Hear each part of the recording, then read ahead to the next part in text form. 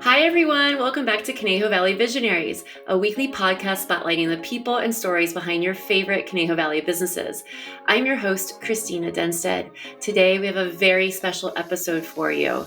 Just this week, we had our first ever Conejo Valley Visionaries live event, and I'm excited to share 3 interviews with you of some of the partners who helped make the event happen. You'll hear from Jonah from VCounty Events, Jenna from Jenna Davis Creative, and Marissa, who you can find teaching at Westlake Yoga Co and Proactive Sports Performance. I hope you had a great time at the event if you were able to attend or if you watched on the live stream. Please send me a DM or an email with any feedback. I always love to hear it. And if you want to have another live event, let me know that too. If you enjoy this episode and find value in the podcast, please leave us a 5-star review and rating. This helps more folks in the community find the podcast, and therefore each story can reach more people. With that, please enjoy this very special Conejo Valley Visionaries Live Female Founder Series partner episode. Hey, Jonah. Thank you for joining me on Conejo Valley Visionaries today.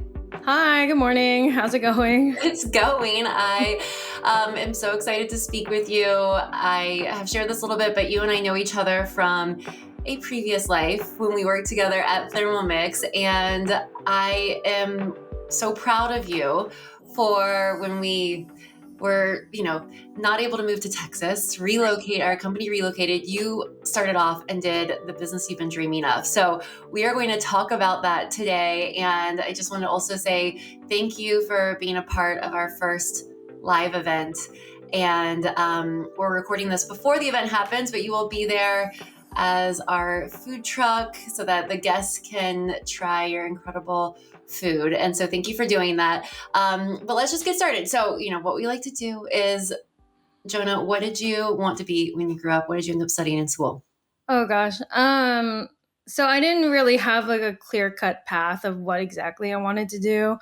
I did know once, because we're of that age of like when the internet came, right? Hey, who you calling old? Yeah, no, it's just funny because like when I talk to my kids, I was like, oh no, that was like before the internet. But when it came about, I was like, oh, this is so interesting. And I wanted to work with the internet like at some point, and like it's so vast. But when I was younger, it's like I wanted to do something like that. But I also had a lot of just like passions doing like cooking with my mom and stuff. But that was something career wise I wasn't really thinking too much of because my eye was on this prize of like working in a big computer type sense of like that type of lane. And so I ended up studying computer science. And I also met some people along the way that also worked on computers and worked in that realm. And so, they really inspired me to keep going on that path and to pursue it. And so I did, and I ended up working within the computer science field. Amazing. But you had this interest in cooking from an early age. Do you remember what a dish was that you were making with your mom when you were a kid? Yeah, there's this Filipino dish called pancit, and it's a noodle dish, and it takes a lot of care in terms of chopping the vegetables. Now, I mean, we worked for Thermomix, and now there's like devices that do that. But growing up, we didn't have any of that fancy stuff because it was like, taught from like my grandparents to, my mom, generational cooking. And so, I did everything by hand, but I really liked doing the prep work and like her explaining to me like, cooking isn't just about flavors, it's also about presentation and how it looks because you eat with your eyes first before eating the food. And so I kept that near and dear to me. But yeah, definitely just cooking with my mom and that noodle dish and how much care it takes when cooking from scratch. Yeah. When did the idea for VCounty Events first come to you? I mean, when we were sitting at Thermomix, we had a little bit of time to think about our next steps. And so I've always wanted to do like a food truck. I thought that'd be so cool. But even before that, I wanted to open like a restaurant, right? Like I wanted to do something like as grand and big as that. But as I continued to keep stepping towards it, like a lot of it had to be downsized because I didn't realize a lot of the logistics of opening a restaurant and how much loans consider if you've done it before. And so I was like, oh no, I worked in IT for over 15 years. So no. But so then I scaled everything really down, and even from the food truck to a food cart. But that was more, I could have done the food truck route, but I knew I needed to scale super fast to meet the demands of like my current lifestyle. So, yeah, so that's kind of like where I ended up, just at Thermomix, trying to think of my next steps. And I was like, man, I love to make food. One of the reasons why I worked there, right? Like they ask you if you like to make food. And and as part of leaving, I actually got to receive 3 NSF certified Thermomixes because there's Incredible. just a bunch in the warehouse. Okay. And Good so for you. That's a good severance package. That's part of it. yeah, I asked. I was like, "What's the worst that could happen now?" I was like, "I'll just ask for it and see what happens." Right. So yeah, so I was able to obtain 3 of those to help, and as you know, that particular machine can do so much that in terms of labor, I was able to like be able to scale out that way. So a lot of things was just about like scaling out and figuring out the next path to do so. And I will say, I was always so impressed when you had this idea, because I do remember you wanting to open a restaurant in downtown Camarillo, and you really Mhm. went down that path, and you were involved in groups. Am I right? That you were kind of like just trying to learn. And I think that it's interesting, that part of the process, because you had this idea, but instead of just jumping on it and like you jumped on it, but in a way that was thorough and trying to educate yourself on the process. Oh yeah, definitely. Like I reached out to restaurant consulting groups that cost quite a bit, and so they just kind of gave me the rundown of like, hey, before you even go with us to consult, like here's a whole list of stuff that you need to have lined up. And I had maybe like a third of it, and I was like, okay. And then I joined the Small Business Association for with Ventura County, and they hook you up with a mentor. And so she was like, oh, you want to open a restaurant? I've opened few, this is what you need. But she's like, I can show you a path to get there, and she's like, you might find yourself going down the path of the restaurant and realizing that this other path of like catering and still being within food and doing a food truck food cart thing is, she's like, you can make the same amount. So if you're wanting to be more mobile, wanting to do this, she looks back at her journey, and she even went down the food truck path for a little bit. And she's like, you can really, really consider this. And here's this list. And I was like, oh, that list is way less intimidating, way more doable. And so, just between the restaurant consulting groups that I reached out to and the SBA, I was able to really form a path. What are and I think I maybe misspoke at the beginning. So VCounty Events, your company, Mhm. is food carts, not food trucks. Is that right? Yeah, just Okay. because it's because of the way Ventura County's health department defines Hmm. that. Because really, the only thing that's quite different is I don't have a sink, and that the I don't cook live. So because that's 2 things that are very difficult to obtain in order to start a food business. So, because the permits to like cook live, like raw food to live, that's like liability city. And so, the different path was to get what's it called, a commercial kitchen and cook in the commercial kitchen. And then you're doing a reheat, reserve. Insurance wise, it was like the liability shifts to the kitchen to make sure they're up to code. And it's not like my equipment that's up to code. So, because yeah, when they gave me that list, she's like, here's live to food and then renting a kitchen to food, and reheat and serve. And so that's why I also shifted that way too, because I wanted to shift insurance costs, like all kinds of stuff. Right. Well, it's good that you're open to pivoting and finding sort of, sounds like the MVP from a tech perspective, right? Yes. Like, which like minimum viable product. So you Hmm. were able to get started. And that's not to say maybe you wouldn't open a restaurant in the future, right? But at least you're able to test out your idea and feed people. Oh, definitely. I mean, even conceptually putting together menus. I mean, there's just so much to learn of the food industry that I am very grateful I took this smaller path because eventually I would love to open a brick and mortar. When people ask me if I have one, I'm like, that's the dream. That's the, one day.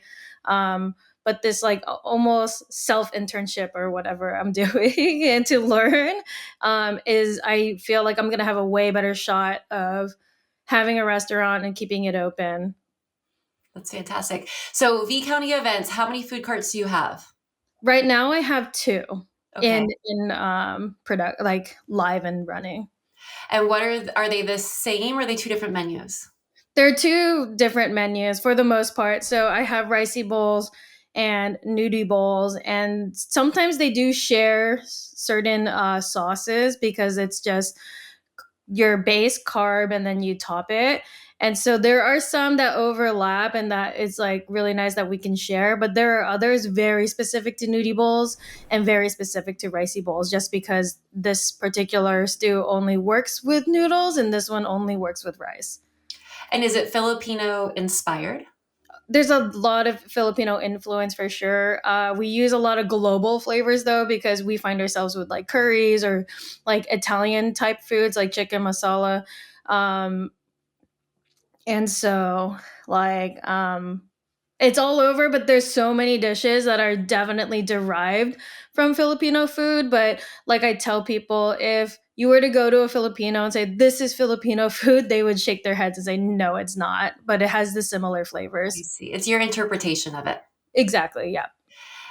Do you have a favorite dish from nudie bowls and from rice bowls, or maybe a dish that you would recommend anybody trying your carts out for the first time give a shot? Yeah. So when we started, we did have a stable menu of like four stews or four toppings for nudie bowls. One of them we've completely eliminated, but there are two that we've kept, which is like the classic and the tamarind. Now they are only on the menu some of the time. Usually we have one or the other, just because what I learned was both of those were so labor intensive. So to cook both of them at the same time had been a super challenge when we were at the kitchen. I was like, okay, we have to decide to like switch the menu and only do one at a time.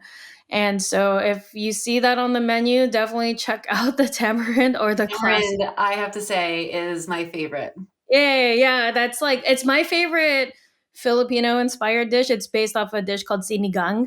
And so it's based off of that, and that was like my one of my favorite dishes growing up. So, yeah. What about for ricey bowls? For ricey bowl, so oh man. Well, I mean, both of those sauces do go over to ricey bowls as well. But like a specific ricey bowls dish, I would say, we do some ground beef type of dishes, and so that's very specific to ricey bowls.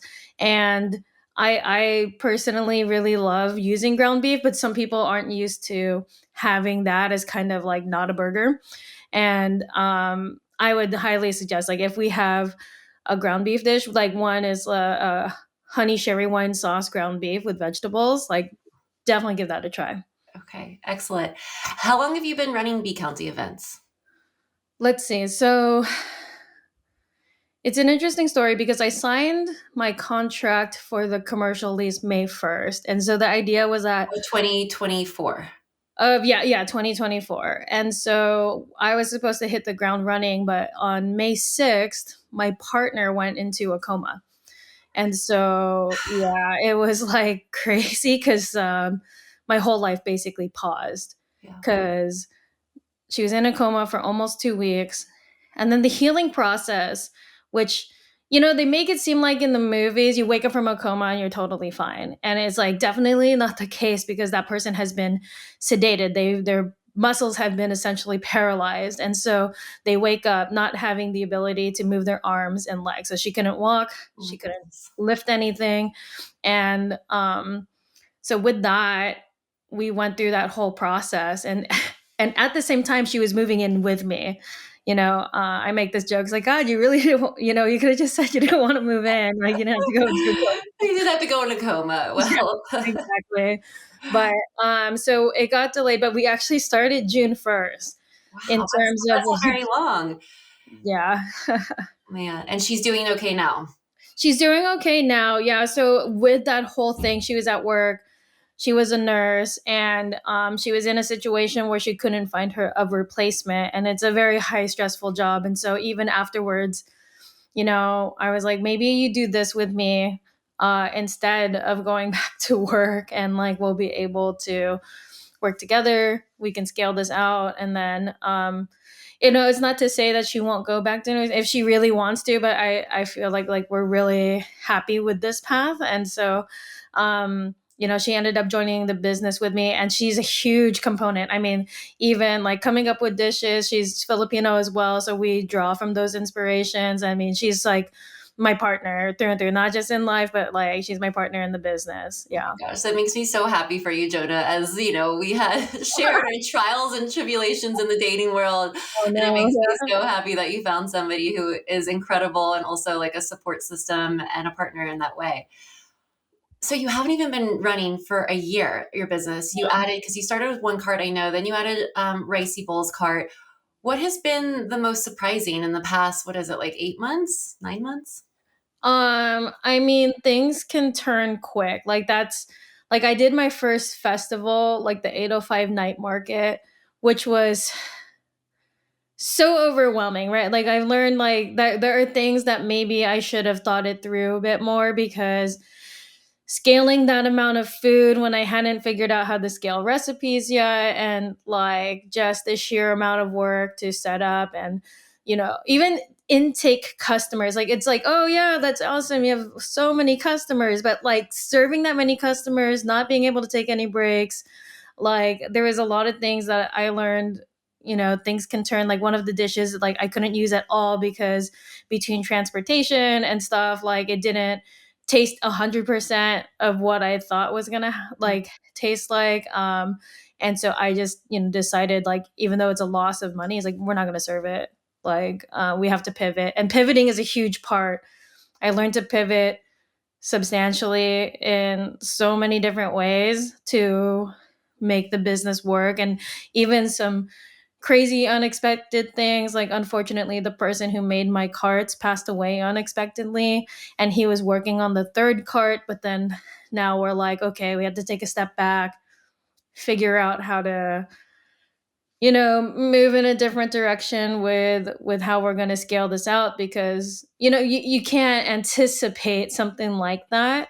And even the emotional toll something like that took on us, like we had to take a break, we had to like even think about it, like, oh god, don't cry, I'm like so regroup, right? So Yeah, of yeah. course. Well, I'm sorry for that loss, and especially building those relationships with others and your reliance on them, I can imagine is challenging. So I'm so sorry to hear that, but I'm sure that person is proud that you keep on keeping on and showing up, and maybe it was for a reason to keep these two running at this point.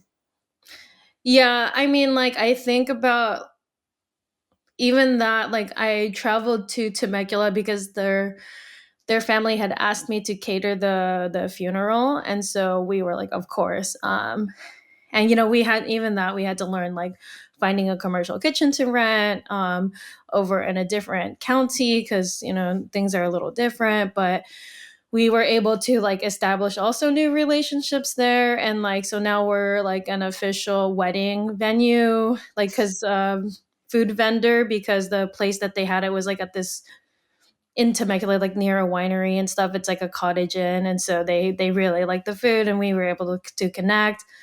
And so different opportunities came from it. Like, and like I always think of, yeah, our cart maker Ron, like looking down me, like, see, look, even afterwards, I'm still trying to like help you out.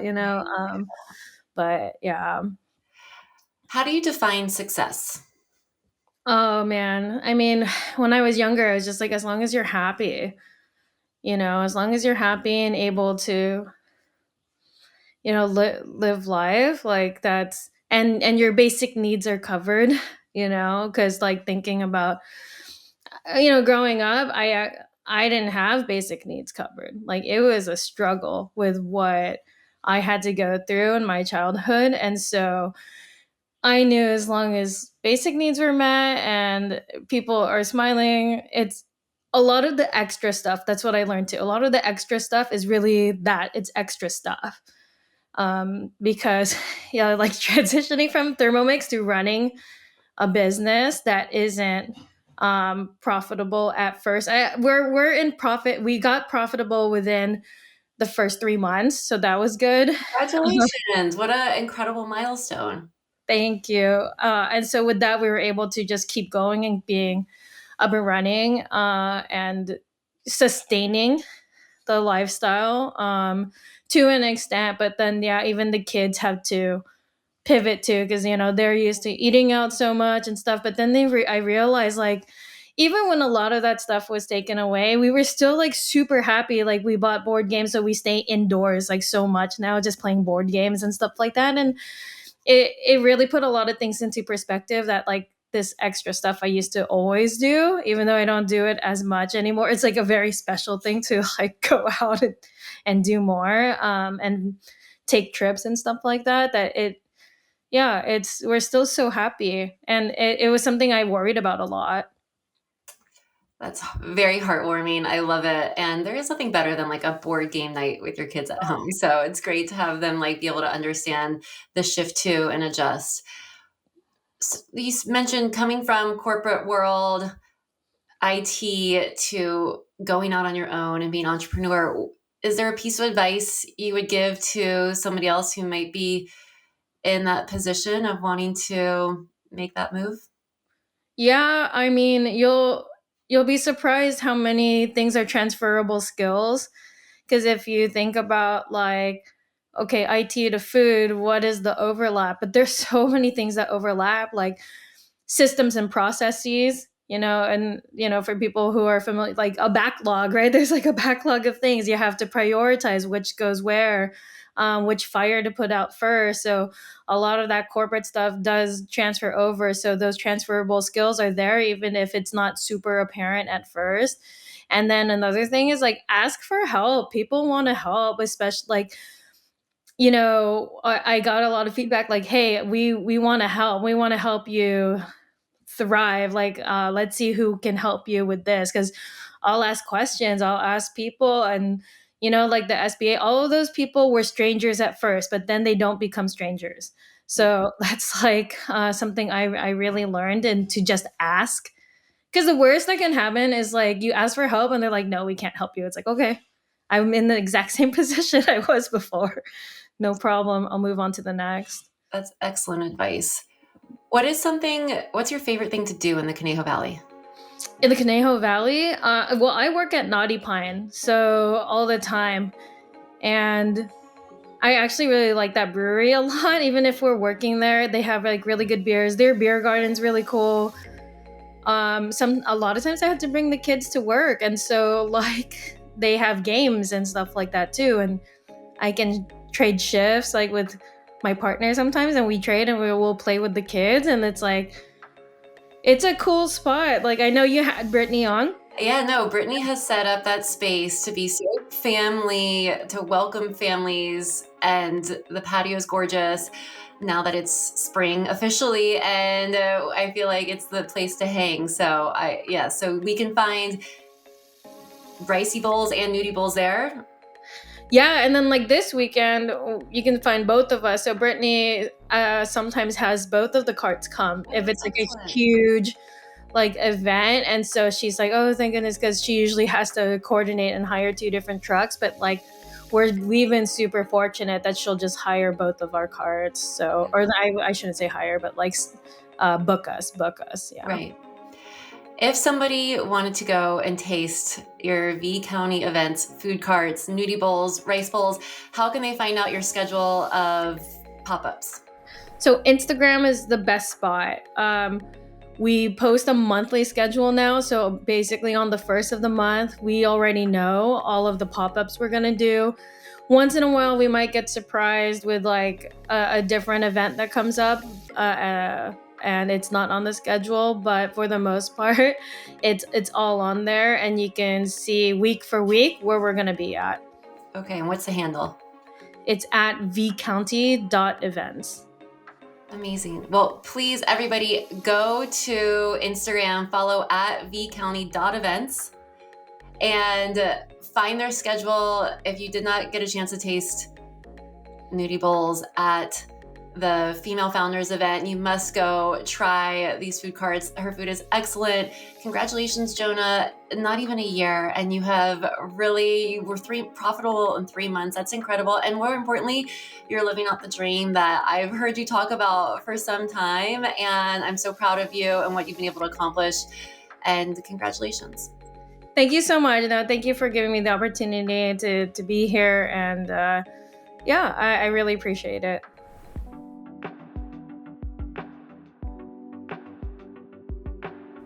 Hey, Jenna, welcome to Conejo Valley Visionaries. How are you doing? I'm doing great. Thanks for having me. Of course. Thank you for being here. And thank you, most importantly, for helping support our first live event, our Female Founders Series. We are recording this before the actual event, but the episode will play afterwards. So there's a lot of lead up to it. You're helping with your amazing event styling skills and also going to run our DIY craft, which I'm so excited about. I know. I am so excited. I know. And we will share what that ended up looking like afterwards. But thank you for being here. And I am thrilled. I want to share a quick story in terms of how we met each other. So I love the Conejo Valley for a lot of reasons, but importantly, the community is so tight knit, and you really can meet somebody who then is so willing to introduce you to somebody else. And big shout out to our friend Dana, who is the incredible manager over at Cafe Facel and just like a great, amazing person. And she has been talking about you to me since I've known her for the past year, about your craft parties that you run. And she's like, you've got to meet her. She is so cool. She's like doing such amazing things. And then finally, it hasn't worked out for me to attend the parties because of my kids, but now it's going to work out. And then I was like, wait a second, I've got this event. Maybe we can partner. And lo and behold, you had been following the podcast. So like all the things, and I met your husband before. So it's just like a funny ecosystem out here. So I'm so glad that we got to connect. I feel like we are like kindred spirits, and agreed. Thank you for participating or partnering with me on the event, and also for being here on the podcast. Yeah, I'm so excited for the event and to be here and that we're finally connected. No, yes. Okay. So what we like to do is go back to the beginning. What did you want to be when you grew up? What did you end up studying? So very early on, I think I always knew I wanted to be a designer of some sort. I liked making things and creating. I studied social sciences in college with a minor in psychology. My concentration was in organizations, so how people behave in business. So kind of a marriage of a lot of things, but I've always been really interested in people, community, and creativity. Very cool. And what did you pursue after you graduated? So I kind of pivoted, although stayed in the same vein. I worked in retail for probably the past 20 years, and I did visual merchandising. So I worked inside retail spaces, so in that business setting with people, but in a creative way. So store styling, mannequins, all that kind of stuff. And when did the idea for going out on your own start, or have you always had that bug? I think I've always wanted to be a creative in some capacity. I remember in my early 20s, I would host craft nights, just getting the gals together, something different than just meeting for a drink or dinner. We could do something with our hands and create. And it's kind of morphed into what I'm doing now, which is more event styling, but something special, which is bringing an activity to events. And I think there's definitely a need for that, especially children's events and things of that nature. We love our kiddos, but these birthday parties are a time when parents want to connect. So if our kids are distracted doing something for 15 minutes, even, it feels like a lifetime. I've just really been intrigued in building a community around creativity.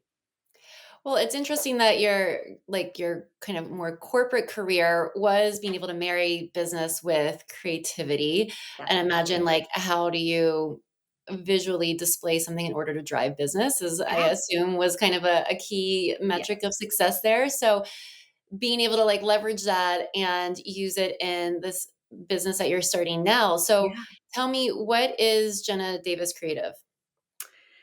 So it's kind of a hybrid of all of my many passions.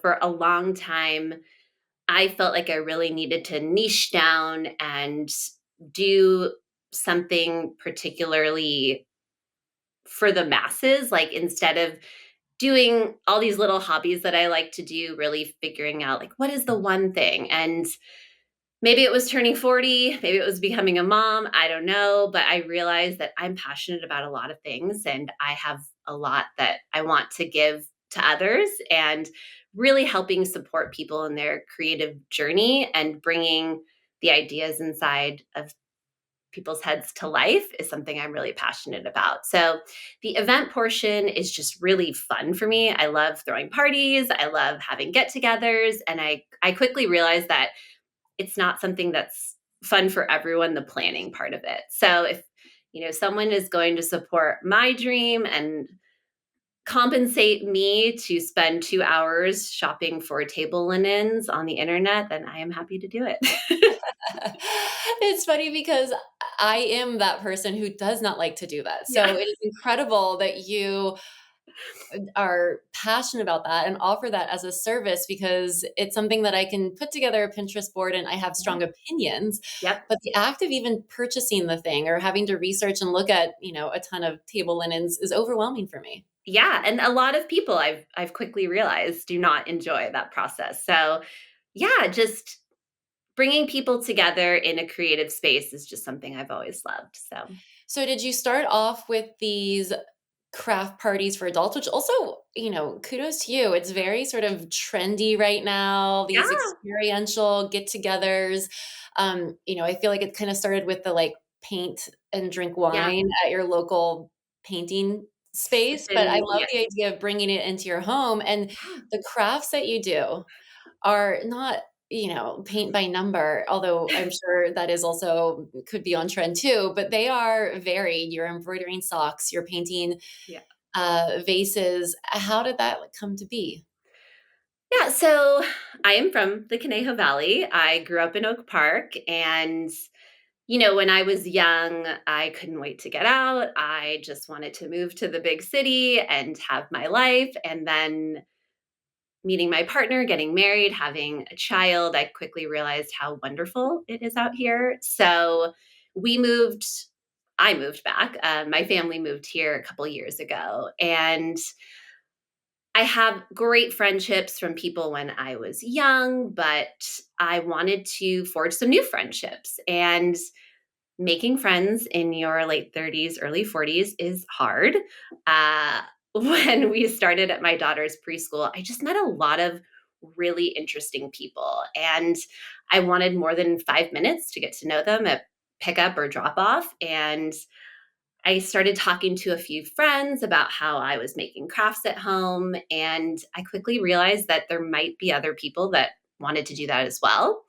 So I got some phone numbers of some moms and I just started sending out texts, and I felt really weird, like I was online dating again. I don't know, but I realized that people really enjoyed it. And to have 2 hours as a parent to yourself where you get to connect with other like-minded individuals and make something, have a little wine, have a little something to eat, it just kind of snowballed, and it's been really enjoyable for me, and through that I've been able to kind of test different things for my business as well. So it's a win-win.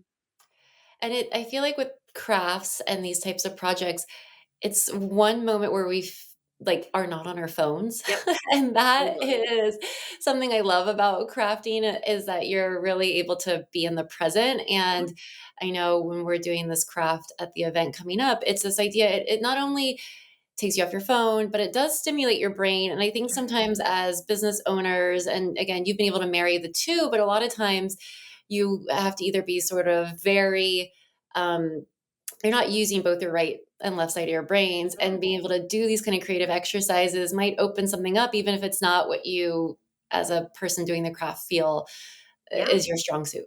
100%. And I think events in general, whether it's a dinner party or a child's birthday party, I think adding this craft component for me is kind of what sets me apart, but it's also just what I find joy in. And when you're passionate about something, I think that really resonates with other people. And it's been fun to see people get to enjoy the fruits of my labor. They're also enjoying it. So it's fun. Yeah. Is your focus then on kids parties, or what would you say is your kind of ideal I think event? I'm kind of open to everything. I'm realizing again in that like I don't want to pigeonhole myself, and I have found that that's the lovely thing about crafts and activities is they kind of run the spectrum. Most of the activities that I make for kids parties, adults also like doing. I've been posting a few fun like teasers for some parties I'm doing, and the adults are just as excited about the potential of making something as the kids. So it's kind of a little bit of everything. I mean, what I've noticed living back in the Conejo Valley is that, there is no shortage of children around, and my weekends are soon filling up with birthday parties. And so that's something that I feel like there's a need for. There's from what I've seen, there's not really a middle ground. There's either the, Sky Zone Chuck E. Cheese party, or there's the Kardashian 50,000 blowout. But that kind of middle of the road where you want to have a fun couple of hours, you want it to be chic, but then you also want a little craft is fun. Yeah. But the adults are loving the craft nights as well. So I think there's a seat at the table for everyone. Sure. And I will say chic, I would underscore that, because it's not just about the craft, but you're like, what you do is very aesthetically pleasing and brings a certain taste level to the table, which is something that I was attracted to. And definitely you have to check out Jenna's Instagram, Jenna Davis Creative, right? And you will get sort of pulled into all of the aesthetically pleasing videos of creating the craft. So what do you think has been the most surprising part of going out on your own? I would say just taking the leap to believe in yourself. I know what I like, what I'm good at, but putting yourself out as the service or commodity can be scary. But it's been fun to see the response just from people I know and don't know. I started a small Etsy as kind of an auxiliary thing for party favors and name cards and things like that. And seeing strangers buy things from you on the internet is like kind of mind blowing. And it's really, really fun to see that support from people that I know and don't know. And yeah, I hope it continues to grow. And so you've relatively early in on going into business. Yeah. What do you see as like, what would you consider success with Jenna Davis Creative? Oh, that's a loaded question. I think for me, I already have success in that I get to do what I love every day. And that's part of getting older and being able to reflect is I really value my time and time away from my family and my child. It has to matter. And so for me, success is getting to wake up every day and create has just been amazing. Has your daughter caught the creative bug? She has in spurts. I was talking with a friend about this the other day. It's she's 3.5. So, her creativity looks a lot different than mine. And as a perfectionist, it's finding beauty in the journey and the moments. She loves painting. She loves drawing. She loves coloring. So she definitely has that artistic flair. I would say our mediums are a little different, but she does enjoy it. Yes. Is there a craft from your adult crafting parties that has been the most well received, or even gets you most excited? Oh man. The first craft night took place in December, so right around the holidays, early December, and we did clay name cards. And those were really, really fun to see because people were making them for their Christmas or Hanukkah dinners, little celebrations with family. And everybody really, really loved that. I feel like what I try to do in my craft nights or activities in general is have a few examples, but I really like people to take their own spin on things. But it was fun to see just the imagination that people have. And that's the part that I love with getting people together is, wow, I never would have done it that way. Or here's a template, but you can run wild and do whatever you want with it. So Have any of has any of your background in sort of organizational behavior, have you been able to take any of those lessons or learnings and apply it to your startup business? yeah, definitely. I mean, I think I had 3 pillars that kept coming to me through journaling, manifestation, what have you. And it was community, connection, and creativity. And those were the things that I really wanted to be the pillars of my business and just like my future. And so when I look back, like in retrospect, all of my journey has been about connection. And whether it's working in a retail setting or, creating spaces, it's all about people coming together. And so I definitely think my background, even in education, has always been about those pillars. And so it's kind of fun seeing it come full circle. Your story reminds me a lot about a previous guest shared this idea of ikigai, the Japanese concept of like what your life's purpose is, and it Yeah. sounds like you've been able to like live in that zone in one way or the other. And I love that Yeah. you're able to now do it for yourself. So congratulations on taking that Thank you. jump and making it happen. If somebody wanted to join one of your adult craft parties, is it open to public or is it Yeah, really private? I am quickly realizing that there is a need for more of this. So I've been reaching out to local businesses in the Conejo Valley to see about partnering and getting larger spaces. So there are some workshops in the works. And so I will definitely be posting about those soon. I love my tiny but mighty living room, but we are quickly outgrowing that. So there will be some hopefully fun things in the works to come. Okay, so definitely give Jenna a follow Please. to find out when those more public facing workshops are Yes. available. Yes. Lastly, Jenna, what is your favorite thing to do in the Conejo Valley? Oh my.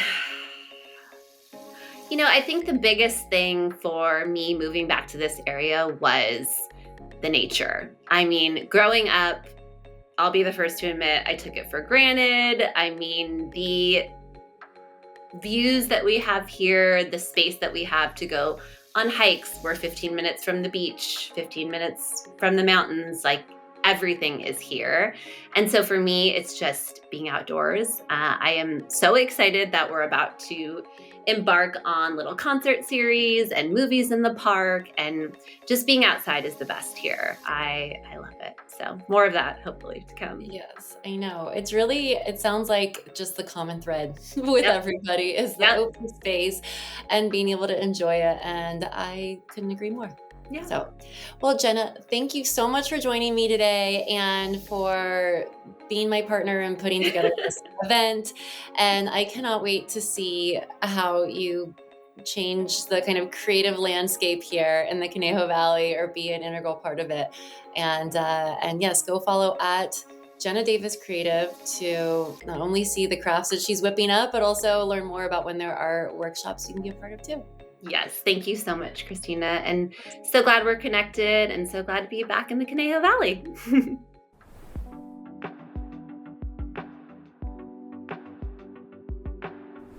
Hey, Marissa, welcome to Conejo Valley Visionaries. Thank you so much for being here. Thank you for having me. Super excited to be here. Of course, I am so thrilled. Thank you. Well, first of all, how we know each other is you teach at Westlake Yoga Co, which Tyler was a previous guest on the podcast. I learned about it through the podcast, started going there religiously, and have become obsessed with your classes. So you are not only in your flow classes, but in your sculpt classes, man, you like kick our ass, but also in like the best possible way. So that's how we got connected. And I'm thrilled because you are going to be a part of our upcoming first live event on Monday, the Female Founders event. We're recording this before the event, but I'm so excited to have you be a part of it. So thank you for agreeing to do that. And, starting us off with like a grounding meditation. Yeah, So I'm really excited. Yeah, it should be fun. And we'll talk about more of that after. But, how we like to kind of start off the podcast is, what did you want to be when you grew up as a kid? And what did you end up studying and pursuing? Oh, that's a good question. So I wanted to be, if I can think what I wanted to be, was a Broadway performer. That's what I wanted to be when I grew up. I love that. Yeah, so I was a dancer. So obviously started with that when I was 3. And then so musical theater became a huge part of my life, singing, dancing, all of it together. Loved performing, always was performing. So when it came time for college, I ended up going to a school in Philly for dance because I was like, how close can I get to New York so that maybe I can end up in New York and on Broadway? I actually ended up transferring back home after 2 years. I was homesick and it was very freezing cold in Philly. And I grew up. Are you from here originally? Yes. Oh, I'm okay. from California. I grew up in Malibu. Okay. So very different from the East Coast. But I did have family in the East Coast, but I still just got homesick, got a little sick of the weather, ended up coming back, transferring to Loyola Marymount, where I still danced, but it was different. So I kind of started to take a different path and came to the realization, okay, this dream of Broadway may not be happening now, but that's okay. So I started to act and I started to do local theater and I would go to Hollywood and do different musical theater shows. So I still kind of let that guide me. And then when I moved out to Thousand Oaks, eventually I found yoga. Well, I had found yoga before that, but when I moved out here, I found teacher training. So long story short, Broadway performer, that was my if I was 4 years old, I probably would have said a Broadway performer or a ballerina. Yeah, no, well, that's quite a dream. And I mean, it sounds like you pursued it as much as you like until you wanted to complete it. So that's pretty incredible that you were able to go to school for it. Do you still have desires to act now, or what Um, sort of turned you off from it? I do sometimes, like it's in the back of my mind every once in a while. I'm like, maybe one day I'll check out the local like Thousand Oaks Theater or see what I could possibly audition for. But I think just with having a kid and life getting really busy and working, and it's just kind of shifted at this point in my life, which I love where I am now. Do I miss it? Yes, I do miss performing because I loved that so much. I don't miss the route of auditioning when I was auditioning for commercials and all of that. That took more of a stressful turn for me of just like driving around LA and being in a room with 25, 35 girls that look exactly like you and that pressure of auditioning. So really like my passion was more the dancing, the music, the theater, like the live performance aspect of it all. So maybe one day when I have the time, I will see if there's something local I could potentially go back to or audition for. Yeah, that's interesting that the markets between like East Coast and West Coast in terms of acting versus musical theater, it makes sense, I guess, with Broadway having those two distinctions, but interesting that that's, you could pursue something slightly different here. Yeah, totally. So how did you discover yoga? So when I moved back, it's funny because obviously yoga's been around forever, but it was nothing that I ever had done. I remember my mom talking about it when I was younger, that she had done some yoga classes. But I was just so busy dancing. Like I honestly didn't even really have time to do anything else. And then when I moved back, I think maybe I took a couple yoga classes while I was still in college. But as soon as I graduated, I discovered Santa Monica Power Yoga, which it's actually not even there anymore. And I would ride my bike. I lived in Marina Del Rey. So I'd ride my bike with my yoga mat on my back. Perfect. Like Southern California vision. I love it. It really was. I would ride down Venice Boardwalk, like lock my bike up outside the studio, and I started taking class there. And that's really where I fell in love and was like, okay, this is part of my life now. It wasn't hot yoga. So for a while, I was actually like, oh, I'm not going to try hot yoga. That it like really, really intimidated me. And then my sister took me to my first class at Core Power in Santa Monica. This is probably, many years ago. I'm trying to think of the exact year, probably like 2009 or yeah, a while ago. And again, it was a sculpt class. It was a hot sculpt class. And I was like, what is this? I like almost left. I was like, I don't think I can handle this. So then it took me a little bit to try it again. And finally I tried it again. And I was like, okay, I think I like this. It took a while for me to be convinced that hot yoga was like an awesome thing. Sure. Until I moved out here. And when my husband and I moved out here, then started going to the Core Power out here. And then like, that's when I really fell in love with hot yoga. And we were there every day. I know. See, it's so funny. It's like, it becomes an addiction, I think, in a healthy way, Yeah. but it definitely like once you get bit with it, it's easy to never want to leave. Right. It really, Was when you were first started yoga, what attracted you to it? Was it just the movement practice, or was there something deeper than that? yeah, I'm thinking when I first started yoga, honestly, what attracted me was probably mostly the movement aspect. Mm-hmm. I did not know much at the time about the history, the philosophy. I would pick up on things that teachers would share, but I also I think I was more there just for like, okay, I'm a dancer. I like to move my body this way. This feels good to me. This is good exercise for me. Less, I hadn't quite grasped the meditative aspect yet. The mind body connection wasn't quite like there yet, if that makes sense. Because I think that for a lot of newer practitioners, that takes a little bit to understand and to develop. And I just didn't quite understand that yet. So in the beginning, it really was more that movement aspect. It's something for me that feels so close to dance and a way to express yourself through movement that was, and just that, I mean, we all know how we feel after a, physical yoga class or even just a meditation, you feel so good. So that to me was like, okay, I love the way I feel. There's something to this. So Yeah. going back. Yeah. Was it during teacher training that you found that deeper connection? Yeah. Yeah, probably more during teacher training when I started diving in more to the history and the yamas, the niyamas, the philosophy, the chakras, when I just started connecting to everything and learning like, wow, this is not just like a temporary practice. This is a lifelong practice and this is a lifestyle.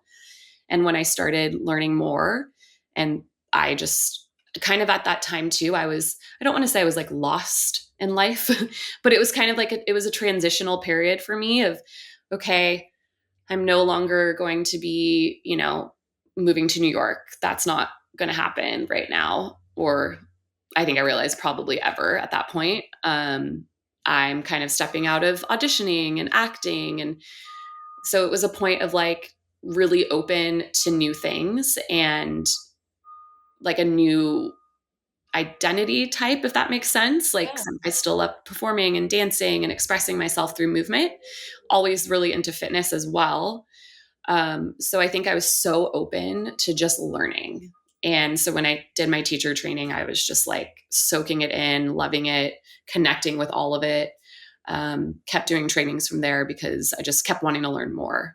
So, yeah. And I mean, personally speaking, I think yoga and meditation, especially when going through these transitional points, it gives you kind of that awareness and presence that is important during those times, right? Like it kind of allows you to connect with yourself and say, what is it that I need at this point?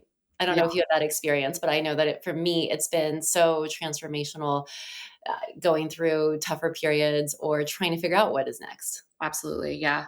It definitely, I mean, I always say it's like a form of therapy for me. I always just, the way you feel after class, whatever was going on before, hopefully you feel better or hopefully you've been able to let go or release and I just feel like, especially at Westlake Yoga Co, it's such a safe space that we've kind of created there to be able to just come and be you and do your thing and let go, find the release that you need, be in that safe environment. And a huge part of yoga for me too is about community.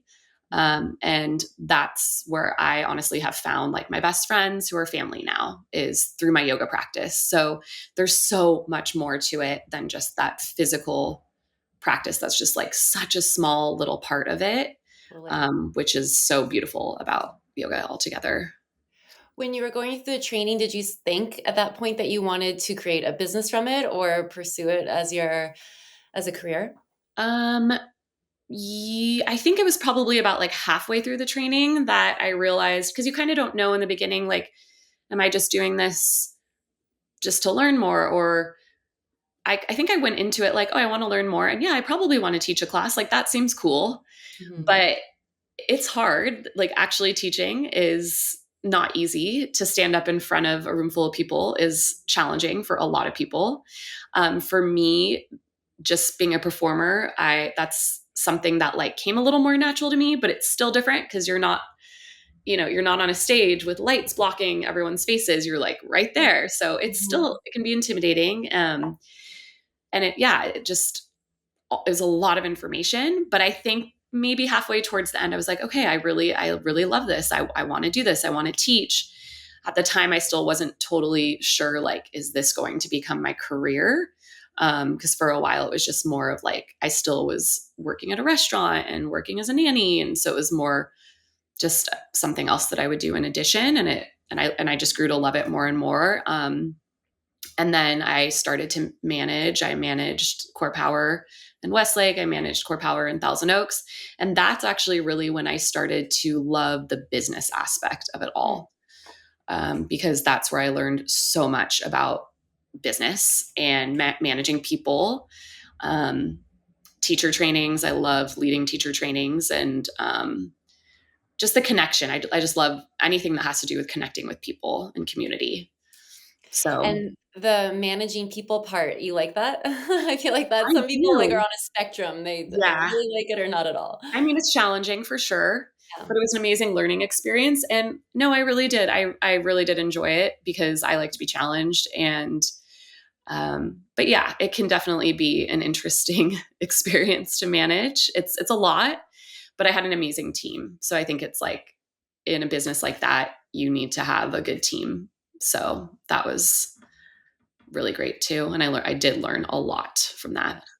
Yeah. And then did you move over to Westlake Yoga Co. when they first opened? Yes. But Okay. well, I guess even before we opened. So I knew Tyler and I knew Mike for many, many years, pretty much almost like 10 years, I guess. Like ever since I started at Core Power, I met Tyler and then we met Mike a few years later.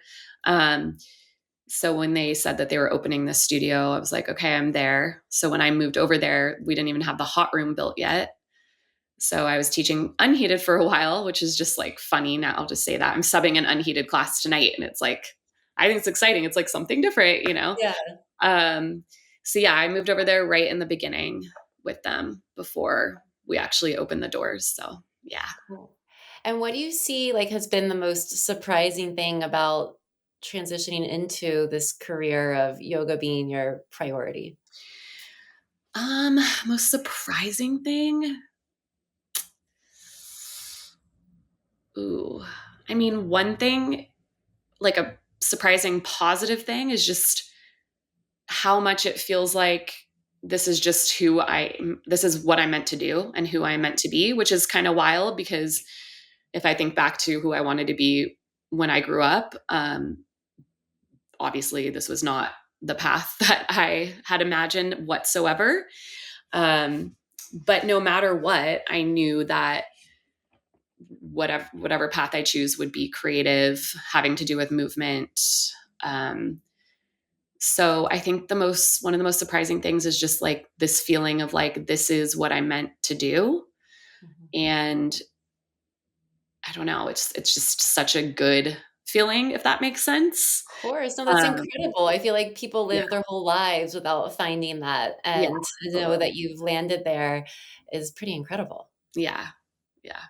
What about the meditation part? So I know that you teach the hot yoga and you need to sub in for unheated yoga, but where does meditation come in? Is it a personal practice or do you teach meditation on the side as well? So yes, personal practice. I've got into meditation for a good amount of years now, but specifically in the past year or so, super, super into it.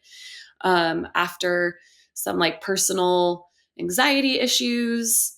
I dove right into meditation like intensely, and I just wanted to like learn more about it. And it helped me so much in a time when I needed that more than anything. So I think everyone should have a meditation practice. And even if you can't like carve out that time to do, a seated meditation, go move on your mat a little bit, because that can also be your movement meditation practice. But I still try to do almost every single day some type of seated meditation practice, even if it's like, in my backyard for 5 minutes, whatever it is, because I've just seen such a difference in myself from that. So when it comes to teaching meditation, it's funny because how people see me is like a hot sculpt teacher, fitness teacher, power teacher, and I love all of that. But I also love like the restorative aspect of it all as well. And I love meditation, but I don't teach that right now. And that's totally, totally fine. At Proactive, I teach more like restorative type classes there, which is really nice. And then I have private clients, and a few of them, we do meditation every single time. And we do more of like a restorative yin practice. So I don't teach it at Westlake Yoga Co. Hopefully one day I can, because I really, really do love it. It's just kind of like, I've just always been viewed as like the power sculpt teacher, but I'm also like, but I also love meditation. And I also love the chill part of it all too. I'm not just like, go, go, go all the time. It's like that balance of it all. And then our latest, Cristina, another teacher at Westlake Yoga Co, and I did a retreat about like 5 months ago or so. And it was so nice. And the whole thing was up in the mountains, and it was a day retreat, and we did meditation. I led a meditation while everyone was getting acupuncture. So love all of that aspect of it too. That sounds like a dream. And yes, you have to let us know when you have another retreat plan, because Definitely.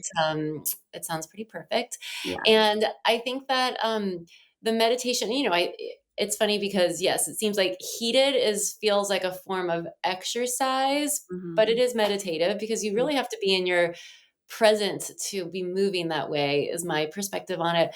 But the meditation thing, people have such a hard time seeing. I think they can't do it. And it really, I agree with you in that it's like once you do it, and you can do it a couple times a week, or every day if possible, even if it's walking meditation. There's so many ways to do it. It's just like that sense of, it can be so transformative. Yeah. It can be like 5 minutes of breathing in the sunshine. And there's so many different apps and YouTube and so many things where you can, find someone to guide you through a meditation, and there's not like a right or wrong way. And I think for a while before I knew, like, I was like, oh, I don't know if I can just sit there and focus, but you don't have to do anything. You just sit and listen and observe. Right. And that's when I kind of discovered that's when I was like, oh, okay, this is amazing. So I think the physical portion of yoga is just so accessible for so many people, because sitting still, like I always say this, the hardest part of the hour is shavasana. You're right. That 2 minutes of just lying in stillness. And I observed that as a teacher, the fidgeting, the checking the watch, like, when are we done? And it's like, you just made it through a 105-degree heat class of a hot AF, but you can't lie still for 2 minutes, so that stillness is what's the most challenging for most people. And that's what so more of. Yeah. Yeah, it's so interesting. And the people that leave before Shavasana, I'm like, what's the point? What are you doing here? I mean, I always wonder that myself. I know. That's Maybe they have a business meeting. Maybe, there's different things, but I think also sitting in stillness with yourself is really hard for people to do. And as you know, from meditating, that's, you sit and you're bombarded with thoughts and to-do lists and what's coming next and what you haven't done and what's going on emotionally. And all of that can be so overwhelming for people. But that's the whole purpose, is to be able to let that all kind of come to the surface and then be able to let it move by. Mm-hmm. Other things that really helped me in some meditations do this, like making lists of those thoughts, or the things that you kind of need to release. Journaling, these are all ways that you can incorporate that meditation into your daily life by listening to YouTube, journaling. Like you said, going for a walk. I walk my dog every single day, and I consider that part of my meditation. Right. Because it is. You're out there just in the sunshine doing nothing else. So yeah. Really important.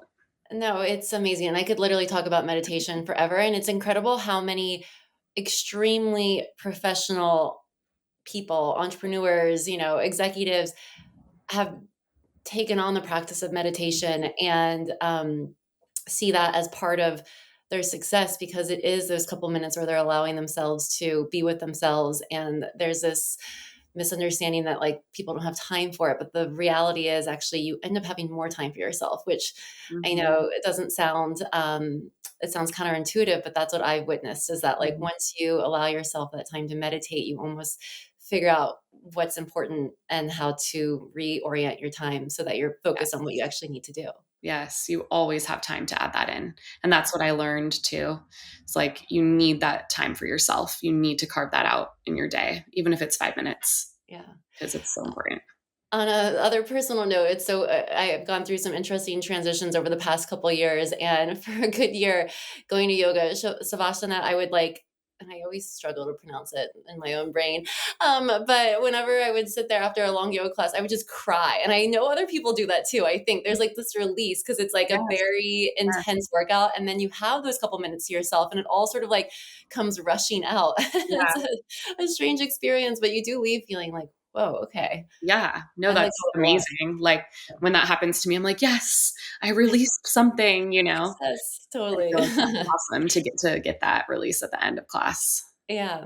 So what do you see like as success? Would you define it in terms of your career? I'm still moving towards more. There's stuff in the works. There's more that I want to do with this, obviously. So teaching is one of my biggest passions, connecting with students. Teacher trainings. I used to lead over at Core Power. I led for like 9 years, all the teacher trainings, from Sculpt to Power to HPF, which is like our hot AF that we have. And being a part of teacher trainings is one of my favorite parts, just because, again, it's about the connection and the community and watching people like discover amazing things about themselves and grow into themselves and come out of their shell. So I really would love to move into teacher trainings again in some capacity. So that's kind of in the works. And then more retreats too. So this last one we did was so amazing. And it's something that Cristina and I are creating as well. So we have some stuff planned and some ideas. So definitely some more fun stuff to come. And I consider myself successful where I am now.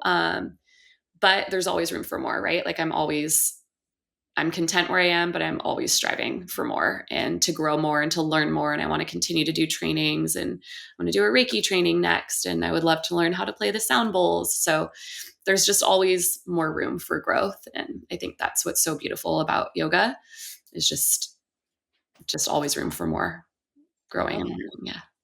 So where can people find out more about your upcoming trainings or workshops, retreats, all those good things? Probably my Instagram would be where that is where we'll post about our next retreat. So my Instagram, we'll, post an announcement there, and then people can also DM me to learn more. Or if they want to get on, we have like a little mailing list where we'll send people information about that as well. So that would be the best place to learn more, would be on my Instagram account. Okay. What's your handle? It's Marissa B. Yogi, YOGI. Okay. And then 86 at the end. Okay. We will, we'll tag you as well or share your Instagram handle, but just want to make sure people are able to find you and find where you're teaching and what you have going on. Yeah. Before we wrap up though, I'd love to know, what is your favorite thing to do in the Conejo Valley? Ooh, favorite thing to do in the Conejo Valley. Hikes. I love all the beautiful hiking trails that we have and that we offer. And I love eating out. So I love going to Stonehouse and hanging outside. I love walking the lake. I know that's like a lot of different things, but there's so many awesome, fun things to do in the Yeah. Conejo And Valley. I love anybody's restaurant recommendations. So Stonehouse, Oh that's yeah, great with I the love kid. food. If I wasn't like moving, like if I wasn't yogi and doing this whole thing, I'd probably be like a food blogger or Oh, a food cool. critic. That would like be my other thing. Interesting. Oh, Stonehouse that's food and neat. restaurants, yeah. Okay. So is there a favorite new spot that we should know about? Um, I love Zinke. Okay. Yeah, I'm trying to think other new spots. What else is new? Is there anywhere else new? I feel like that's the newest spot Yeah, that I guess that's the newest. I know. Yeah, went to check it out. I guess last week or 2 weeks ago, and I was impressed by it. Was a good yeah, crowd on a like yeah. Friday or Saturday Love night. happy hour. I always love a happy hour. Same. So I love going there. I'm trying to think of my other go-tos. I mean, it's not new, but one of our go-tos is Mouthful on Teo Boulevard. We love Love Mouthful here. Oh, Mouthful. that's like my kid's favorite too. It's such a good. They have great It's kid my options. daughter's favorite. Yeah. They're so nice. We love Made in Italy, not new. I know. I'm trying. That's like the only. I can't think of Yeah, like I guess the that's the new. newest. Yes, but I like that you have like a food critic in you, so that we Oh can yes. Oh yes. hear all your opinions about it. Yeah. Amazing. Well, Marissa, thank you so much for joining me and for all that you do and for kicking my butt in class and everybody else's, but also for being part of our first live event. It means so much. And I can't wait to see just how you continue to grow and expand your practice and your impact on others in the Conejo Valley. You as well. Thank you. I appreciate it. Thank you for listening to Conejo Valley Visionaries. If you like today's episode, make sure to subscribe on Spotify, Apple Podcasts, or wherever you listen. And don't forget to rate and review us. That's the best way to support the podcast. To enter our giveaways, learn about local events, and to find out more about each guest, follow at Conejo Valley Visionaries on Instagram.